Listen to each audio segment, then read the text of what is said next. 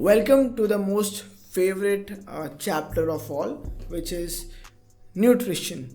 So, in this, we'll be covering the basics of nutrition, the dirt facts, organic nutrition, approach, which is fat, proteins, and carbohydrates. What is the ratio? I will talk about the questionnaire.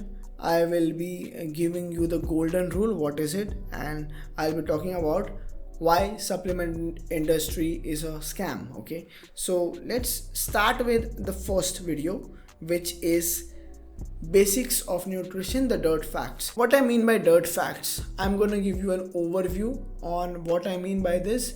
For more details, I will link a video down below which you can see to get an actual in-depth understanding of this topic. If you want to understand, if you understand and relate with this, you will be able to connect the dots between what kind of food you should eat and what is actually holistic nutrition. What I mean by dirt is soil. There are sayings like you are what you eat, as above, so below. All these things, all these sayings are there for a reason. Everything is connected in nature. Humans are connected to the earth. Now, what does it mean? If the soil is not good and unhealthy, humans are gonna be unhealthy.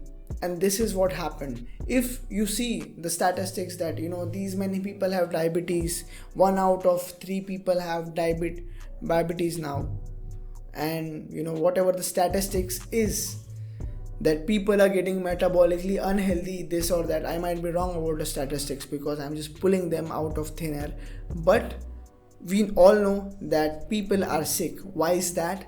Because the practices of making our food are inefficient and they are making the soil unhealthy.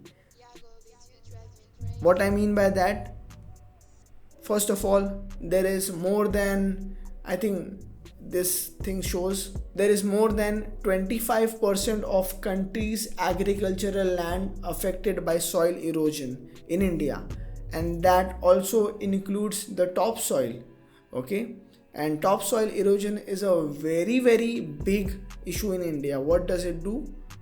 It erodes the topsoil, it erodes all the nutrient dense soil, it erodes the fertile soil. Now what you have, soil which has to now be made fertile, injected by chemical fertilizers. Obviously no one is using natural ones these days. Chemical fertilizers and pesticides like Roundup is used to make the yield more, but that makes the food less nutrient dense. So there are two practices. There is one, organic farming, then there is a normal commercial agricultural practice. When you do organic farming, you make sure you're not using any chemical fertilizers, you only are using natural fertilizers. There are microorganisms in the soil like earthworms, other fungus, pesticides, and other biodiversity which are interdependent in a symbiotic relationship with the plant. These microorganisms help the plant get more nutrients, and plant helps them in the same way, vice versa. It's a symbiotic relationship, and this makes the fruit, or this makes the vegetable, or any food thing which we eat from these organic plants more nutrient dense than this high yield but less nutrient dense counterpart from commercial agriculture.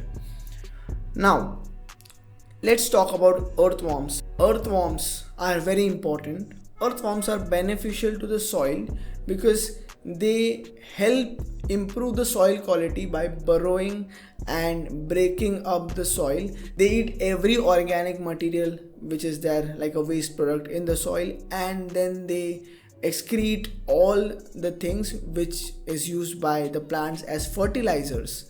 Now, they go down into the soil, deep into the soil. They till the soil deep and they aerate the soil. What aeration means? Aerating the soil means oxygenating this soil, which helps the plants to get more nutrients out of the soil and improve the quality of the food and the fruits and the vegetables they produce. So you see, there is a big difference between what you are eating and what you should eat. Where you would find this, I'll be talking about this in the next video.